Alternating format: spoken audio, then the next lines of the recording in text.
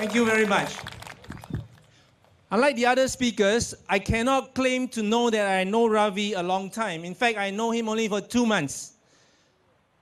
In that 2 months, because I'm a new candidate, and I have a very strong point of view on certain matters, and they put me, SPP put me, into the team at Bishan in order to carry on the legacy of Mr. Chiam See Tong over there from the last election. We have differences in opinion. But Ravi, since he was the guy who introduced me to SPP, had always been the person whom I go to, and apparently whom my teammates go to say that, hey, can you mediate between some differences of opinion? And he always did a very good job. That's why I'm here tonight, both to endorse him, and that's why I'm here tonight as part of my team, part of the team in Bishan Toa Payoh. If you have friends in Bishan Toa Payoh, please ask them to vote for us as well. Thank you very much. Let me briefly introduce myself. My name is Kim Hwee, 55 years old, married, 3 children, boy in a university, girl in a university, and the younger son is in the military. Very high expenses. And I have actually didn't have any more of a regular income for the past 45 months. And I have 30 over years of regional marketing experience, plus a diploma in marketing and an MBA from Strathclyde University, Scotland. So I wonder, why is this happening? Therefore, tonight I stand before you as evidence of the success of the PAP policies as well as the failure of their policies in recent years. So please listen carefully, because what I say affects you, as I can see that most of you are younger than I am. I'm actually the old man of the team, 55 years old. So you're getting a very young team, very energetic, but I'm energetic as well. Now, the success of the PAP policies in the earlier years during the days of Goh Keng Swee, Toh Chin Chai, Rajaratnam, E.W. Baker, all these people, they are the ones who helped Mr. Lee Kuan Yew. There wasn't a founding father, there was a bunch of founding fathers. They were successful. Yes, I think we should give them a big applause, even though they are not here. They were successful. I give you 2 illustrations. Housing and jobs. Housing. My father was a mee chiang kueh seller, mee chiang kueh. I always ask him, he didn't ask me to take over his business. But I said, why do you go into mee chiang kueh? You order 2 pieces and you are full. You can never be rich. Regardless, he bought a resale flat in Beach Road for $17,000 in the mid-80s. And despite his mee chiang kueh income, and my mother, who works in the office, making coffee for the bosses and all that, he paid up his loan in 7 to 8 years. That is success.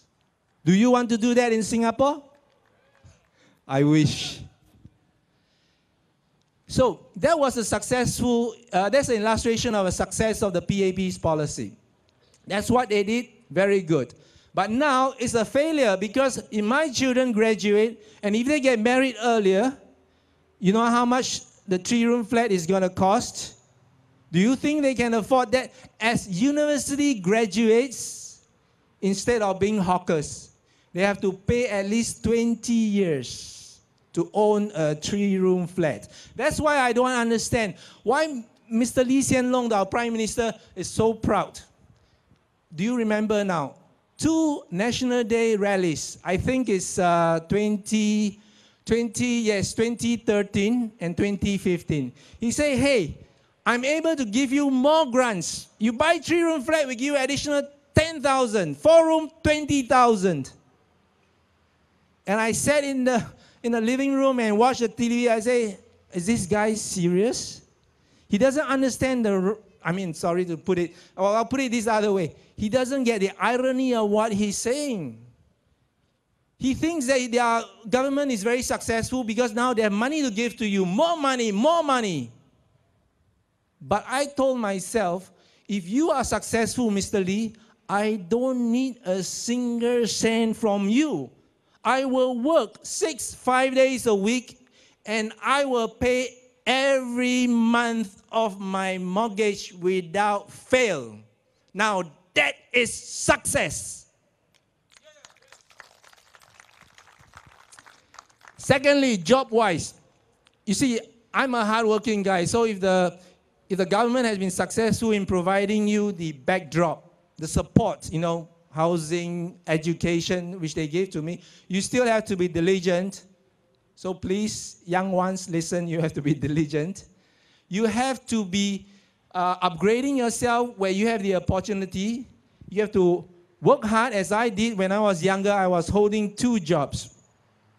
And you have to be a bit thrifty because life is uncertain. And because I came from a poor family, again, mee jiang kueh seller, office mate, I knew how to save a bit.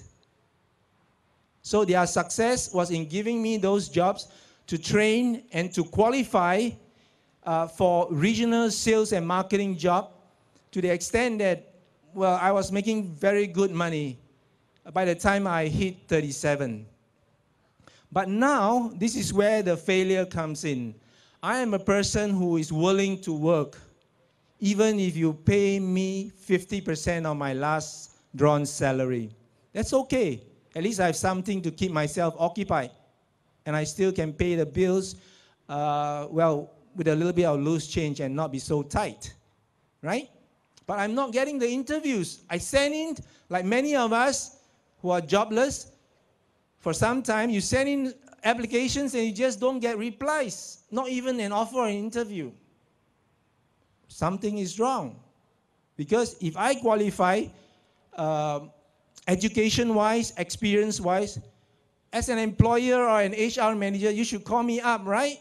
And say that, well, Mr. Law, actually we are very keen to employ you and we think you can do the job, but we really can't pay you that much. Are you prepared to work for less salary?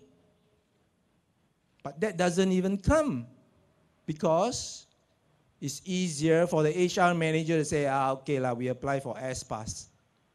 That's what the government is doing. That is the failure of the current policies compared to the past policies. So on these 2 fronts, housing and jobs, you can see for yourself. Now, if you are younger and you have a job, you are secured, please look around you. How many foreigners are getting your job?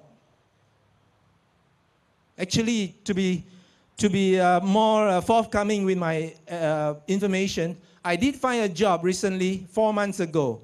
You know what? As a typist.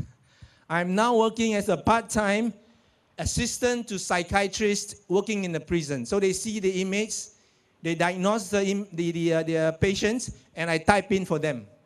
Maybe that's why, and maybe Mr. Taman, when he was giving us the $500 for skills future training, I think he thinks that I can do some help with typing speed. That is the way things are going. It is not quite right. So if you are younger and you think that your job is secured, please look at my position and those you know, your uncles and your friends around you. If it hasn't happened to you, losing your job and not being able to find it, it doesn't mean it will not happen to you. All right? And secondly, I wish to talk also a little bit about retirement adequacy. Now, for people my age, I have to look after my children, as I told you just now, in the universities, or if they are not, if they are still working, they still need some help because they will want to have some savings for themselves and maybe to help them with a deposit for a house. We have to look after our children. I have to look after my father and mother because at their age, 90 years and 80 years, or even 70 if some of our parents are, they really don't have money in the CPF. And I don't think they have not much savings because they have to look after us when we were younger. So children, parents, and then after that, I hope to have enough to retire on with my wife and myself. Do you think you have enough money in your CPF to retire on? Do you? No, I don't think so. So, if we are going through this situation, we got to ask ourselves, the government has been managing our CPF for 50 years without interruption. But yet, people like me, who is as good as retired or can retire, we don't have enough in our CPF to help us through our retirement. No more regular income. So the question is, do I want this to happen to my children? Do you want this to happen to your children who are working right now or in schools? Well, if you don't, we need people like Mr. Ravi, who understands the situation, to speak for you. And people like me and us who understand the layman's situation. Not people like the current MP here in Hong Kong. You know, she has the highest votes in the last election. I tell you what, the next time you see her, you show her this. You say, Dr. Koh, do you know what this is? Do you think she knows what this is? It's an Easy Link card. It is the one that you used every day, almost, and I use every day, almost. She has never seen this, never smelled this. You ask her, can she identify with you? Do you need another of her caliber to be a minister here in the next parliament? Do you? You don't need it. Very good. Do you want it? Do you want her? Well, you have a choice this time. Well, you don't need to kick her out, you know, that's a bit offensive. You just have to put a mark for SPP. Don't spoil it. Talk to your parents, talk to your friends, talk to your family members.